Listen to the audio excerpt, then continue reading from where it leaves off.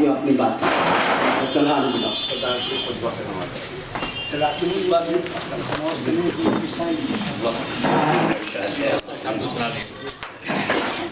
میں علمی مجلس کا تہ دل سے ممنون و متشکر ہوں. جیسے سوال کو آپ نے ایسی عظیم الشان مجلس کی صدارت کا شرف بخشا. کوہسارے قلم کاراں اور نازش ادب نگاراں جناب بناد راشد خرگامی کو تہ دل سے میں مبارکباد دیتا ہوں شان کامیابی پر ان کے.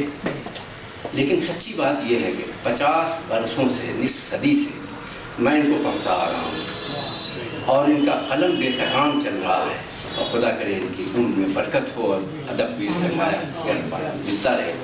آمین. سچی بات یہ ہے کہ ان کو جو اعزاز دیا گیا، جو انعام ملا ہے، اس سے ان کی عزت کم بڑھی ہے، اس انعام کی عزت زیادہ بڑھی ہے. کیسا لکھنے والا جو 150 کتابوں کا مصنف ہو، ہندوستان، پاکستان، امریکہ، لندن، اور ہندوستان کا کون سا رسالہ، کون سا ماہ نامہ اور سماہی اور دوماہی اور سالنامہ ہے کہ جس میں ان کی تحریر نہیں ہے. خود ان کو نہیں معلوم ہوگا، جمع کرتے کرتے آدمی تھک جائے گا، تب جا کر ان کو تھیسس نہ جانے چاہیے جلدوں میں تیار ہو.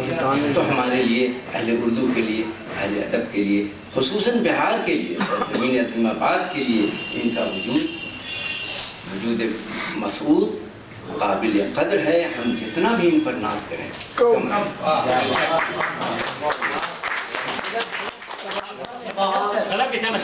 ایک رباعی سن لیے، 4 مصرے ہیں.